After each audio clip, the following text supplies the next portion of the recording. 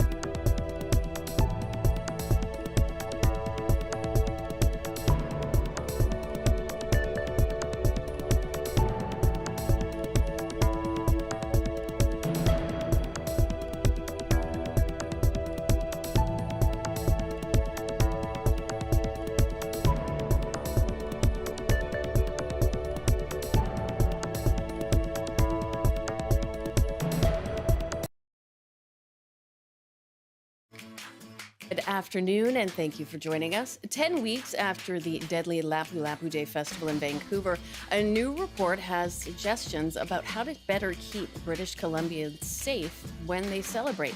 But are these recommendations enough? And wedding registries have long been a way to set a newlywed couple up for a lifetime of happiness. But are divorce registries the next big thing if that happy couple decides to split? I'm Amy Bell in for Michelle Elliott, and this is BC Today.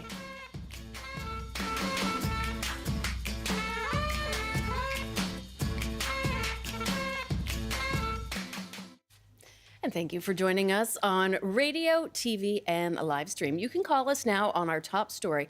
How can we keep our public events safe? Our number is 604-669-3733, 1-800-825-5950, or pound 690 on your cell. You can email us, bctoday@cbc.ca, or comment on our TikTok live at CBC British Columbia. And earlier today, Industry Minister Mélanie Joly delivered a speech to the Vancouver Board of Trade to discuss Canada's economic, industrial, and security priorities. For more on this, we are joined by CBC reporter Yasmine. Yasmine, what are some of the key messages from Minister Joly?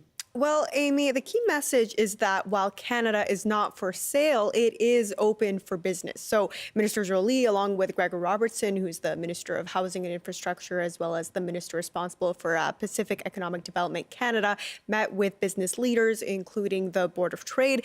It was a closed-door roundtable, so we don't know exactly what was said during it, but Joly did speak to the media before, and she laid out some of her priorities. Take a listen.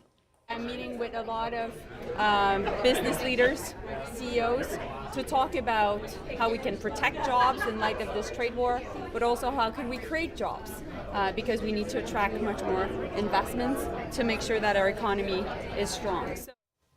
Joly also says that the government is looking at several ways to create new jobs in different sectors to boost the economy. Those include pharma, housing, AI, energy, as well as critical minerals. And she says that she wants to make sure that BC gets a fair share of that investment. All right. Now, did she address U.S. President Donald Trump's 50% tariffs on copper imports that he says will come in effect on August 1st? She indeed did. She says that Ottawa denounces the tariffs. She calls them unjustifiable. And she says that the government thinks that they are a direct attack on workers and the copper industry. And she says that the government will fight those tariff threats. Here's more of what she had to say. My job as the Minister of Industry is to make sure to engage with the companies and to engage with the union leaders. I've started yesterday. I spoke with Glencore and I went also to Tech Resources. And at the same time, I'll be continuing my engagement later today. I have many phone calls that are already scheduled. And Amy, Trump has announced those tariffs, but he hasn't signed an executive order yet. Those tariffs would be, of course, in addition to the tariffs that are already imposed on steel, aluminum, and the auto sector. They've damaged the Canadian economy and they've led to job losses. Now, Canada is a major exporter of copper to the U.S., but it's worth noting, though, that here in BC, while the province is Canada's largest copper producer, most of what is produced is actually sent to Asia and Europe, and so not to the U.S. And so experts say that these latest tariff plans may not affect the industry here very much. Okay. And yesterday, Minister Joly announced over $1.3 billion in funding to support over 9,700 researchers and research projects right across the country. Do we know sort of where or who that money will be allocated to?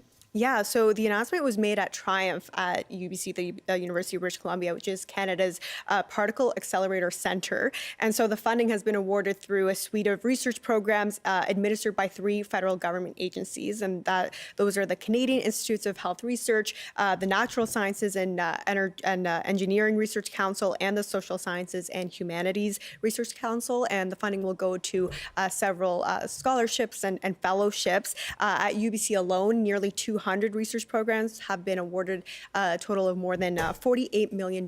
And so the federal government says that the investment is about backing bold ideas, advancing discovery, and really enforcing Canada's place as a leader in science and innovation. Also, Ottawa really wants to focus on luring academics, researchers, and scientists from the U.S. To Canada. And so Minister Joly says the government is working on a brain gain strategy as well. All right, we'll wait and see what plays out with that. Thank you so much, Yasmine. Yasmine Marinea, a CBC reporter here in Vancouver. It is 12:11, and this is BC Today. And drivers in Vancouver are going to have to take it a bit slower. City Council voted unanimously to reduce speed limits on all minor streets to 30 kilometers an hour, a decision the city says will create safer roads. Vancouver Mayor Ken Sim and Councillor Lisa Dominato spoke about the vote. Getting hit by a car at 50 kilometers versus 30 kilometers, you know, the stats are just overwhelmingly positive when you know, if there's an accident at lower speeds, and so we support that. Well, I think really the intention here is to shift driver culture, about changing behavior. And by, first of all, this first step of saying all of our minor streets are going to be 30 kilometers an hour, that's a signal to the public and to our motorists that we want you to slow down. We want to be more mindful of our pedestrians, of our children, or elderly persons who are walking or cycling or scootering. And so it's really about a behavior change, and that takes time. But I am really confident that this is going to be a good thing for the city. We know that by lowering speeds, it reduces the chance of fatalities. It also greatly reduces injuries. This will be a phased rollout over 3 years. City staff will install signs with new speed limits at the entry points of 25 neighborhood slow zones.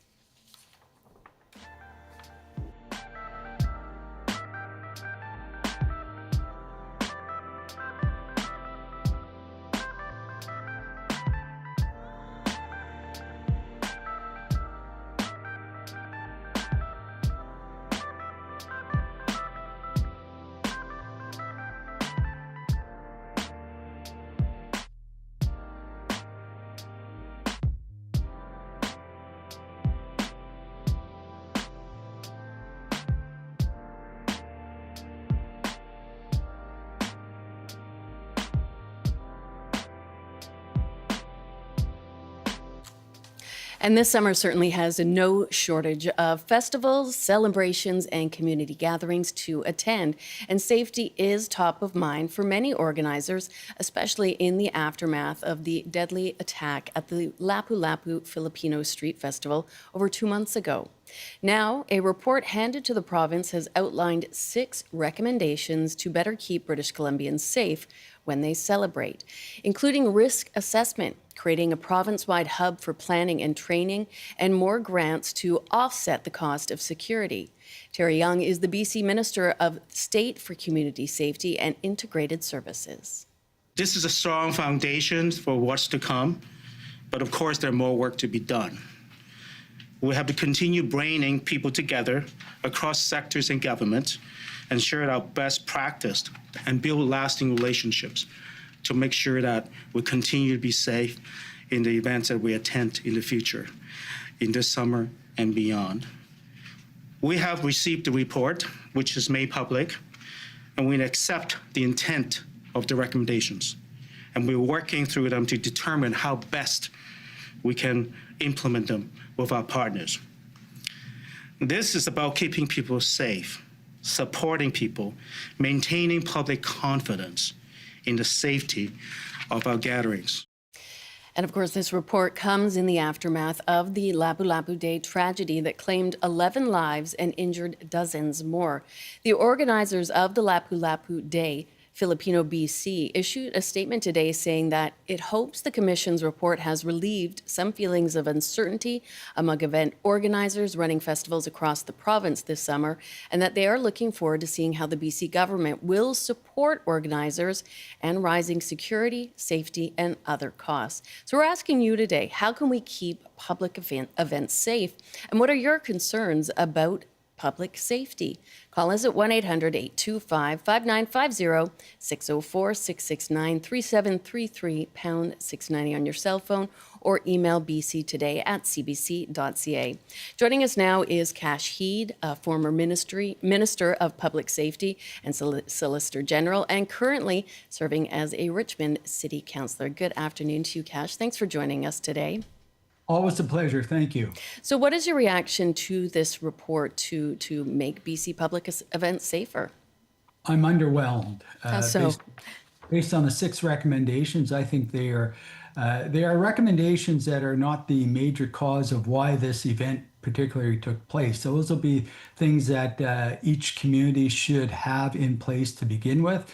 The police organizations always do the risk assessment with respect to what is going on. I think, given this report by Justice Hingston, is confined too much. We didn't look at the most significant issue, which I'll get to in a minute after I talk about some of the minor issues. When you talk about the fact that they are just accepting the intent of the recommendations, not even accepting six very minor recommendations right at the outset on how we could better protect communities throughout British Columbia. They gave no timeline as to the implementation or even the consideration of implementation of those particular recommendations. They did not give any cost factors related or whether there'd be costs that local governments could reach into, or in fact police agencies that are primarily responsible for ensuring the safety of the community during these festivals, and event organizers that they can get. It's a lot of we will look at it, we will look at it. We've seen this before in some of the inquiries that are put in place here, whether it's an independent commission or even a larger inquiry. And the most important aspect of this is it's up to the behest of the provincial government to actually implement those recommendations. So those recommendations, although from my opinion are minor recommendations, it's up to the government to do it. And the largest part, I'm sure we'll get into it, is the lack of why the individual committed the crime, or the lack of response from our system of why this individual committed this heinous crime at Lapu-Lapu.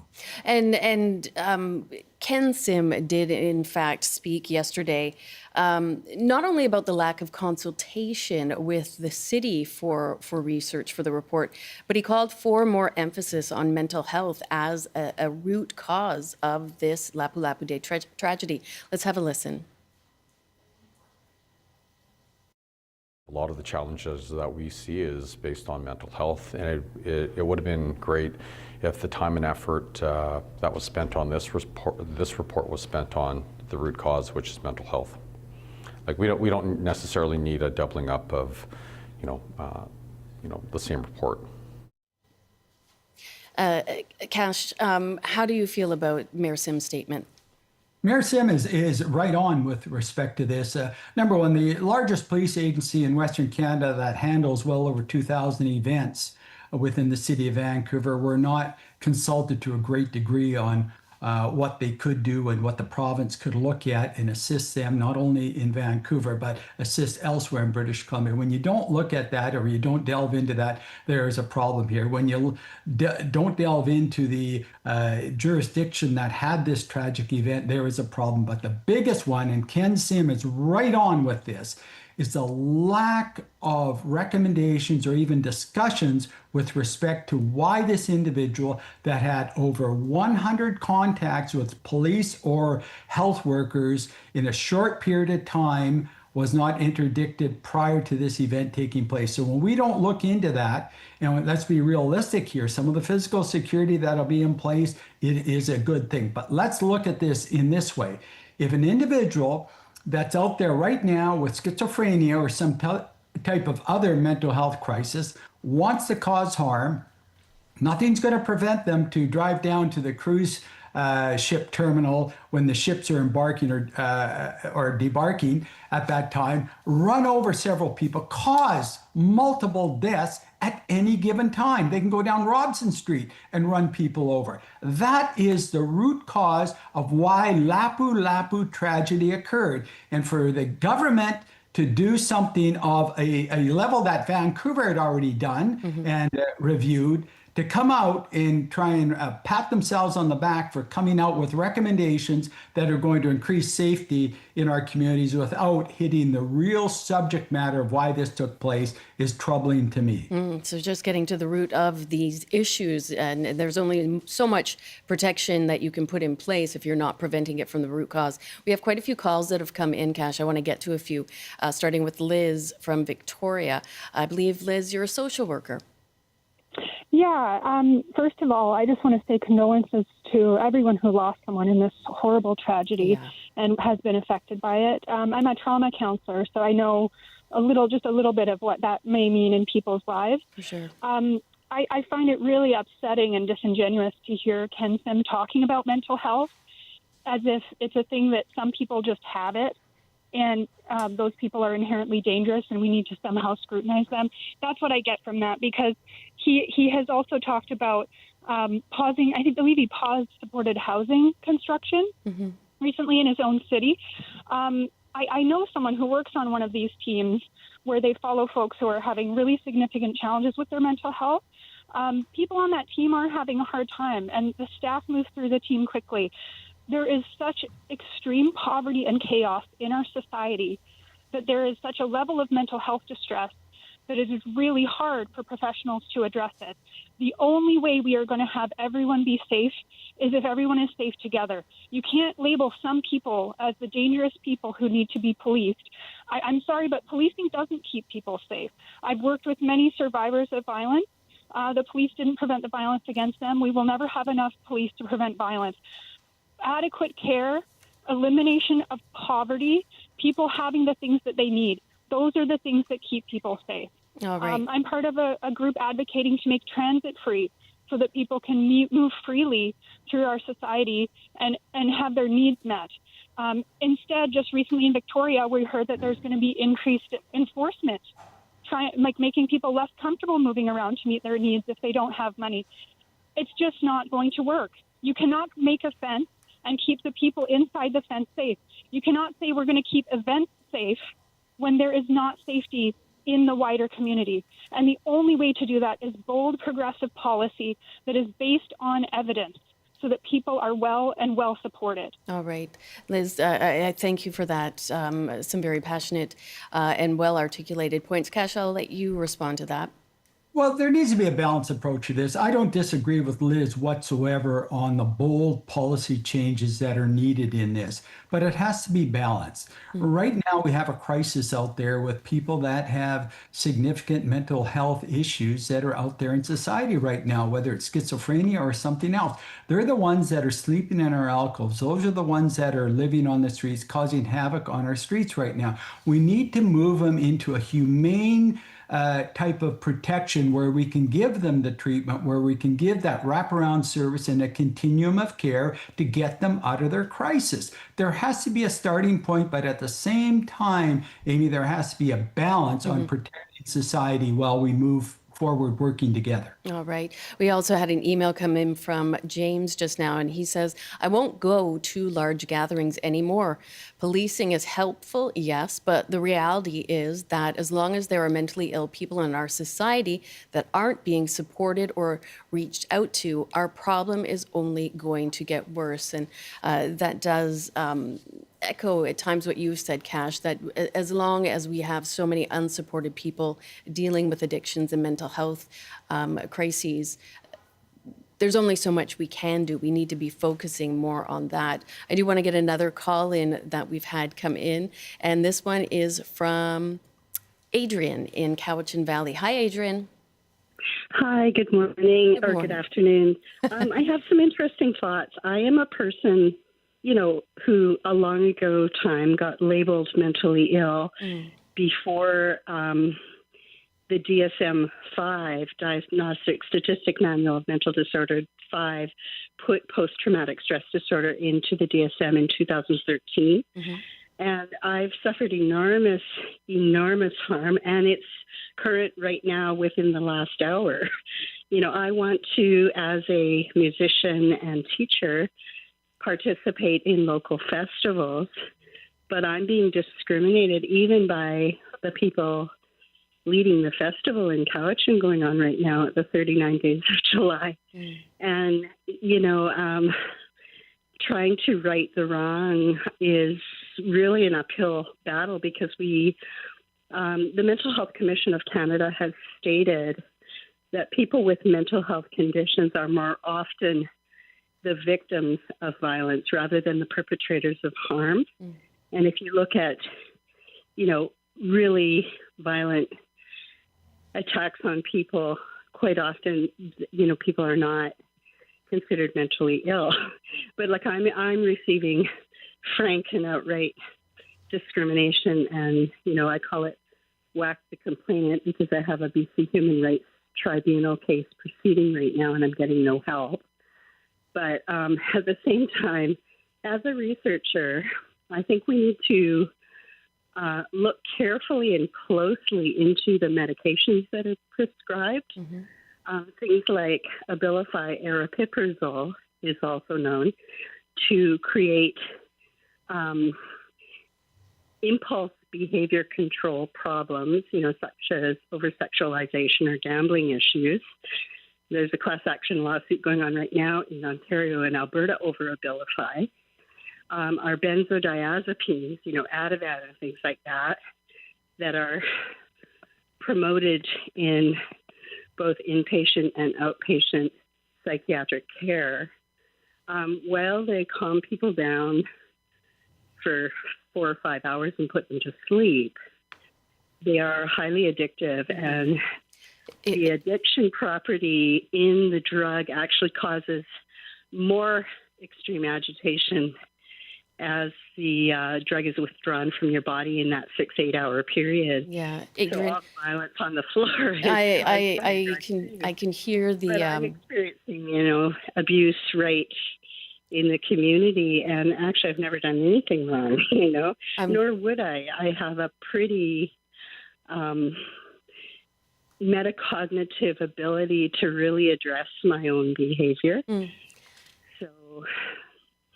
Adrian, you simply have to look over at Therapeutics Initiative at UBC, Adrian, or the clinical trials themselves. Adrian, I'm so sorry to cut you off, but we are running out of time, and I do want to give Kash a chance to respond. But thank you so much for sharing your story with us, and I am so sorry. But I suppose, Kash, that is something that has come up in the wake of the Lapu-Lapu Day Festival, because as we know, the suspect was dealing with a mental health crisis. There is that risk that we are treating that as a scapegoat and perhaps putting too much blame on people that are dealing with mental health difficulties. And again, perhaps that speaks to the balance where we need to examine it from all sides. Well, we certainly need to examine it from all sides. And going back to the topic of why we're here discussing it, they didn't examine this from all sides. And that's the problem I have when you come out with the report of this nature. We know there needs to be a continuum of care for people that are going through the crisis right now, as Adrian has pointed out. What would work for her may not necessarily work for someone else. The fact remains that we're not one approach is always the same approach for everyone else. We've got to be open to this. And this is why I've advocated for, whether it's this is the driver for it or the tipping point, that comprehensive review that has to be done to hit the balance of what's required here, at the same time ensuring that we're protecting society so people can go to these events so they can enjoy them and not have the fear of their lives cut short because of that. That's what we have to do more of. That's what we have to do more of, in encouraging society to come together so we can actually respect what is going on and understand what is going on. And work together to come up with safer solutions. Kash, thanks so much. We're out of time for this segment, but I always enjoy speaking with you. Thank you. Thank you, Amy. Kash Heed is a former Minister of Public Safety and Solicitor General and currently serves as a Richmond City Councillor, and he joined us in Richmond. This is BC Today on CBC. We're on Radio 1, CBC Television, and live streaming on our website, cbc.ca/BC. You can find us on YouTube at CBC Vancouver and on the CBC News app. And speaking of news, it's now time for the CBC Newscast with Robert Zimmerman. Good afternoon. The provincial government is once again urging people to get the measles vaccine as the virus makes a resurgence in the province and across the country. The provincial government says on average about 1 in 10 people with measles experiences serious complications. As of Monday, almost 100 cases have been reported in the province. Surrey police haven't said if the city's latest shooting may be connected to the rash of extortion incidents targeting the South Asian community. Several shots were fired at a business along 120th Street while people were still inside working. It happened just before 2 o'clock this morning. Nobody was injured. And BC's Ministry of Emergency Management has announced more than $6 million in funding for 11 community climate preparedness projects in the province. It says the village of Hazelton is among those that will benefit by receiving more than $3 million to build a 1.2 kilometer dike along the Skeena River. And now the forecast on the north coast. A chance of showers this afternoon with a high of 16. Highs reaching 25 with sunshine in the Peace. In the central interior, including Prince George, sunny with a high of 22. Highs in the mid-20s with some sunshine and a chance of showers and thunderstorms in the Kootenays. In the southern interior, including Kelowna, a mix of sun and cloud with a high of 26. And for Metro Vancouver, Greater Victoria, and the Fraser Valley, some sunshine this afternoon with highs around 24. That's your CBC News update from Vancouver. Thank you, Robert. Robert, have you ever heard of a divorce registry?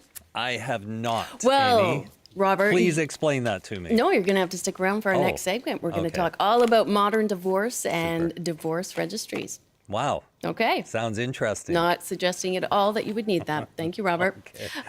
Yesterday, we looked at changes that need to be made in rural healthcare, particularly in pediatric care, following the death of an 11-year-old Braden Robbins last year on Vancouver Island. Here's some emails we received. My son was in a bad mountain biking accident at 13 years old in the East Kootenays. The uptake from our regional hospital to get him to advanced care at Vancouver Children's Hospital was exceptional. From social services to support transportation to providing accommodation in Vancouver, it was great. The cost of living in beautiful rural settings sometimes comes at a price, but we are fortunate to have what we have. From Joanne, it reminds me of what Sonia Furstenau repeatedly messaged during the provincial campaign when she said another study or adding another administrator is not going to fix our health system. What we need are more frontline workers, more doctors, and more funding to services, and to not overbloat salaries for administrators. This is riddled throughout our systems. Anywhere we look at funding provided for our social systems, too much of it is going to layers and layers of managerial staff. It's no wonder our system is failing. Thank you all so much for sharing your thoughts. You can also always email us, bctoday@cbc.ca.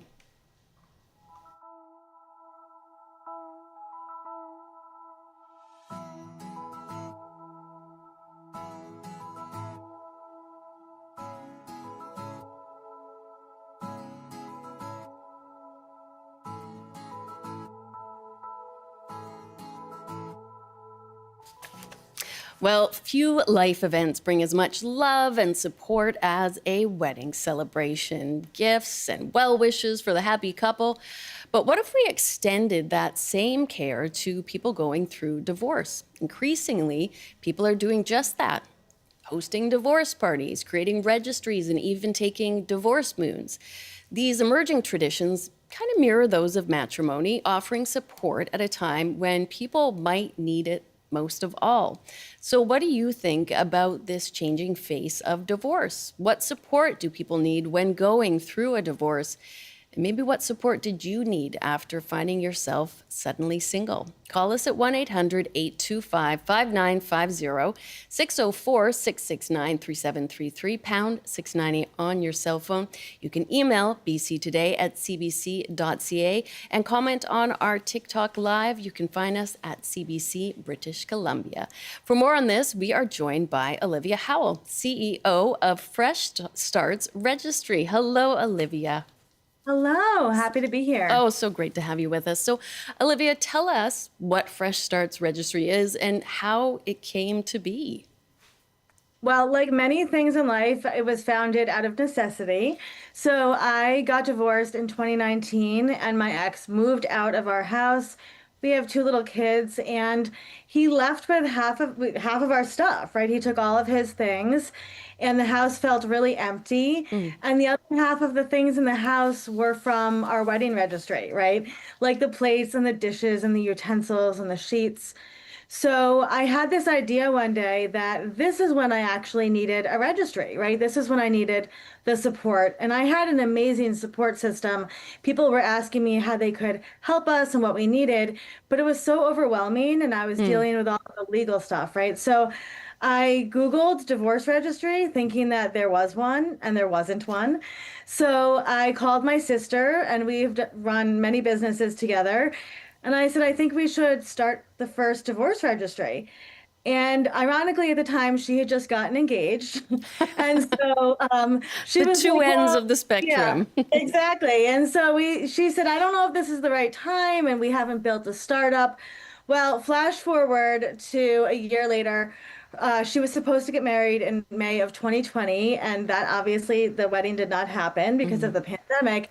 And they ended up breaking up. And so she had the opposite experience where she left her apartment with nothing.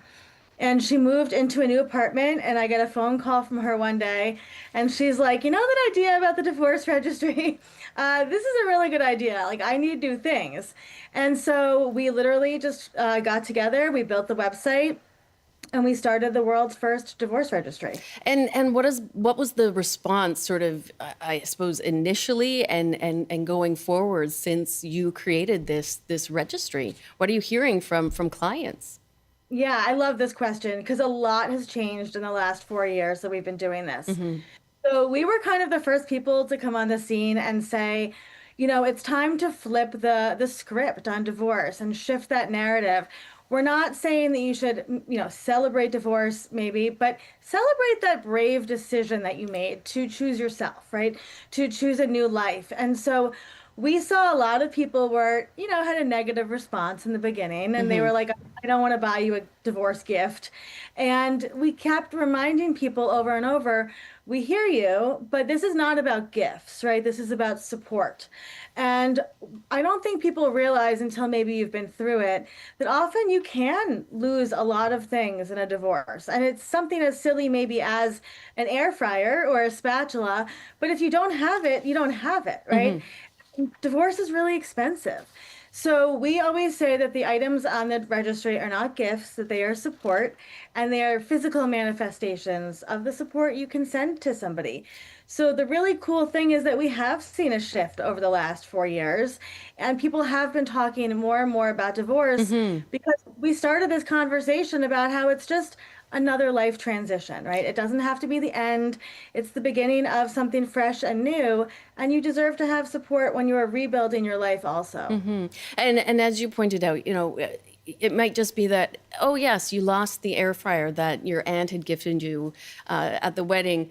It's not so much you don't have that air fryer, I would think. It's that realizing that is missing is just perhaps a trigger into what you're going through, and to sort of minimize that. In terms of, you know, how we think about divorce, obviously there's been a lot of changes, and it is ever evolving. And, you know, we don't think of somebody as damaged goods and doomed to a life of loneliness, but there are still some stigmas around divorce. You know, what are some of the ones that still remain that you hope will change? I love this question so much. This is all the work I do all day long, is kind of destigmatizing divorce. There's still a lot of shame around choosing yourself when it comes to a different life, right? Or a different lifestyle. And we always say it doesn't have to be a bad thing, right? To make a life change. Sometimes people grow apart. Sometimes things just go in different directions. And so we like to remind people that divorce is just a recalibration, right? You are still going to have the relationship with the person, but it's a different kind of relationship. And divorce is just a change. And so, you know, there's a lot of stigma around that divorce could break up a family or divorce can ruin children. But it's not great to have children grow up in a house to see people that don't like each other living together either. So, you know, I think that we need to kind of open our eyes a little bit about divorce and see that it's just another form of a family, right? Families can come in all different shapes and sizes. And it's just a way that a lot of people can actually go down the path of the life that they really want to live and deserve to live. And I'd love to have some people in our audience call in and join the discussion. They can call us at 1-800-825-5950 or 604-669-3733. They can email us, bctoday@cbc.ca, and they can also comment on our TikTok live at CBC British Columbia. Authentically Becoming commented, I want a single, Never marrying party. Well, I mean, you could have I'm a single never marrying party. There's no stopping you. Maybe we'll get a registry for that going soon. Well, that's why we called it Fresh Starts. It's not because people come to use it for all different life changes. We've had people use it for job loss, for being single, for becoming an author. So we are all about celebrating yourself and honoring any brave decision that you go through. And Olivia, you said, it's not necessarily just that you're trying to, refurnish your house. It can be an overwhelming process when you're in the middle or beginning divorce proceedings to come up with lawyers, to come up with ways to, custody agreements, for example, and that's all incredibly overwhelming. But you also, provide guidance for people in those respects. Tell us a bit more about what services you do help people or provide to people that are going to try to navigate this journey. Yeah, that's a great question. We have an amazing resource guide full of vetted experts in everything from divorce lawyers to divorce coaches, mortgage specialists, realtors, and healers and children's experts, because we know that when you go through divorce, you don't have the time to be Googling who's the person to go to or the specialist.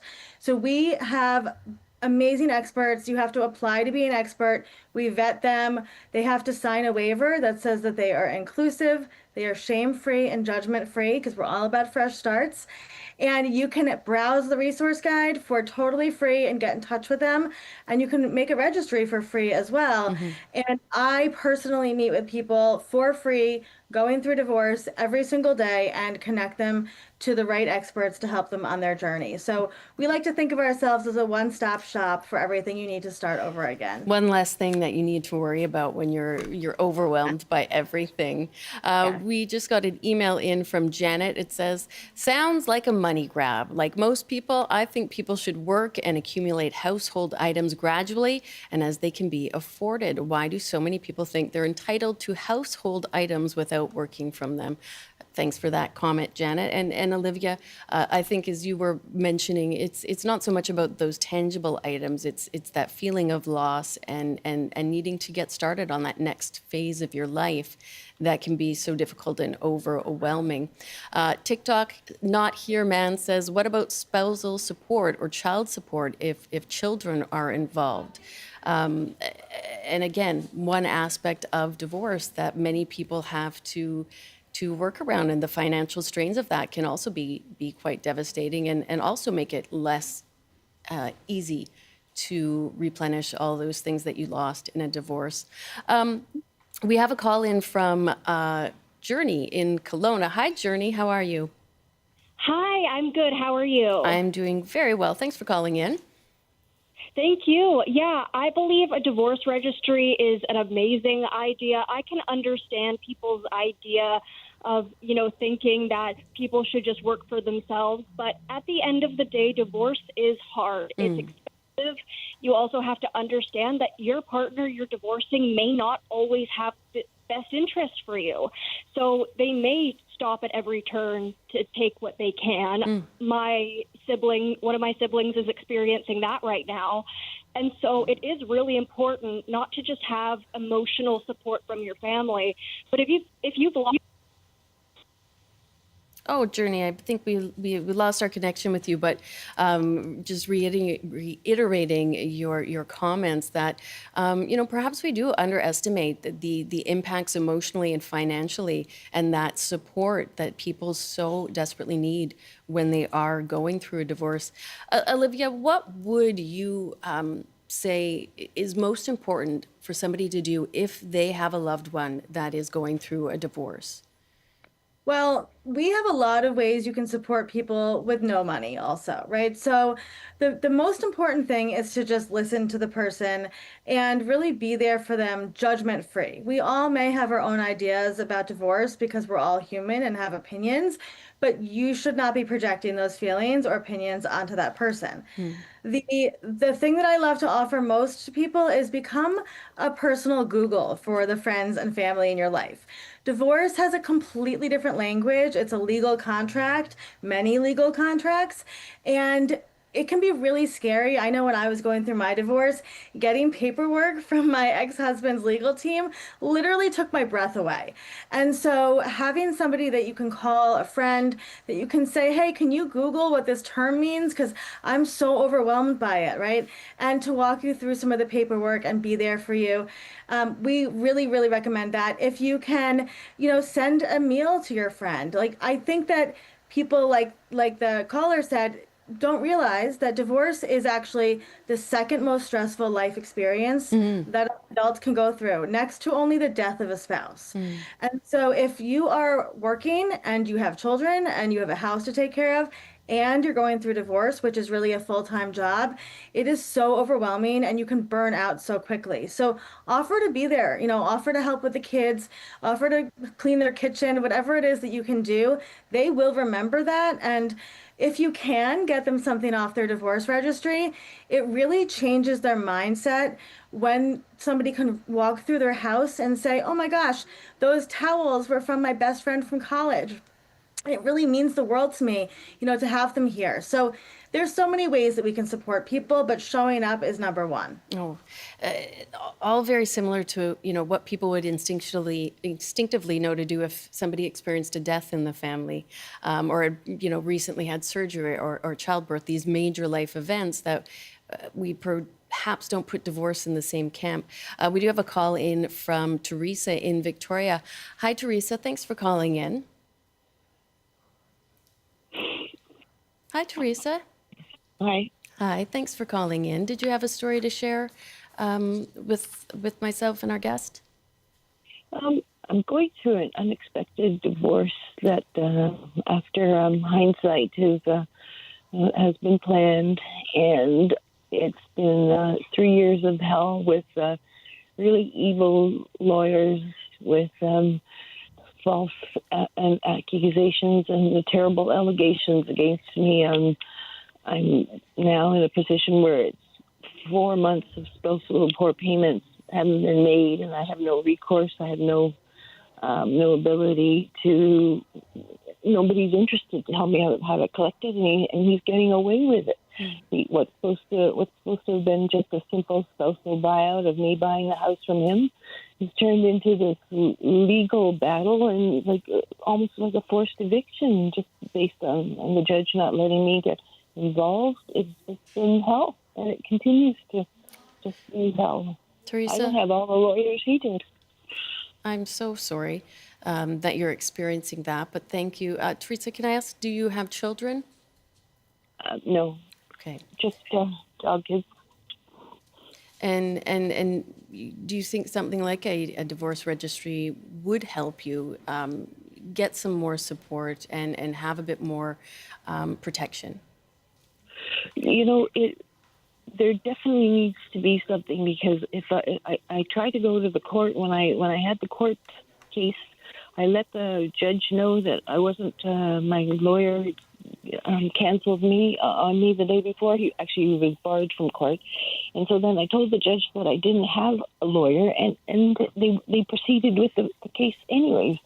So and every time that anyone is self-represented, they have the lawyers deal with them differently. I've been sending emails to my husband's lawyers, and I don't get anything back. And then I'll get some type of notification that I'm in arrears. Arrears for what? He wants me to buy the house from him, but he hasn't told me for what. And it's just this blockage. The police, I ask them, and they don't get involved in this kind of thing. It's like financial abuse, emotional. I've been trying to live through this. It's just awful. I can only imagine how isolating it is and difficult. Teresa, thank you so much for calling in, and Olivia, I see you, nodding and perhaps recognizing that story in so many of the clients that perhaps you have had. Absolutely. First of all, my heart goes out to Teresa, and if she needs support, please get in touch, because we can connect you to experts who will be there for you. So number one. But number two, I think that's a prime example of what people don't realize about divorce. It is completely life-consuming. And, for the person that commented before, what about, child support or, financial maintenance and all of that?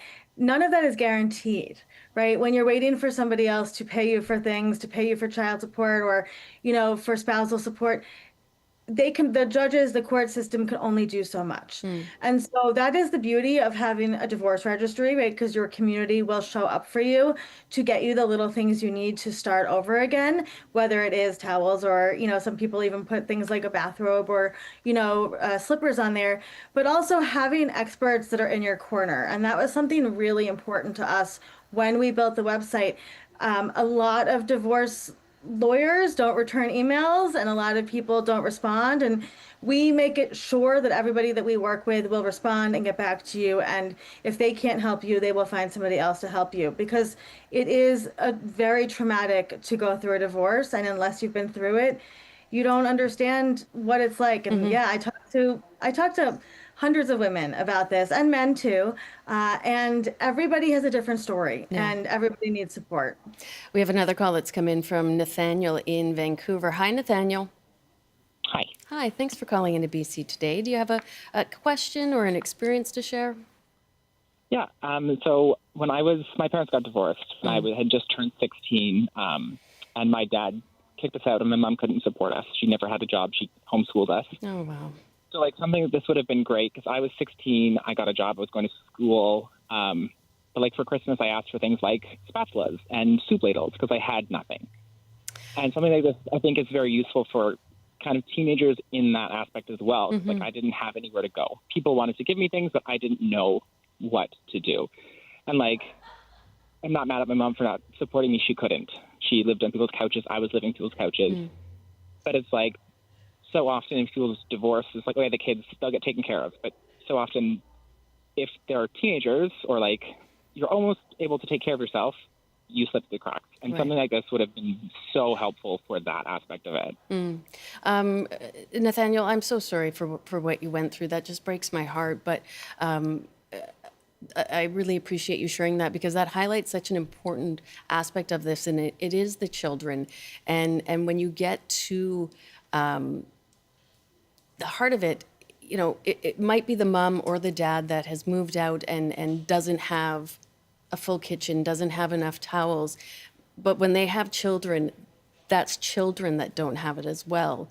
And so we expect adults to take care of themselves, but we need to make sure the children have what they, not only need, but perhaps what they're used to and perhaps what they can have at both homes so that they have that comfort level.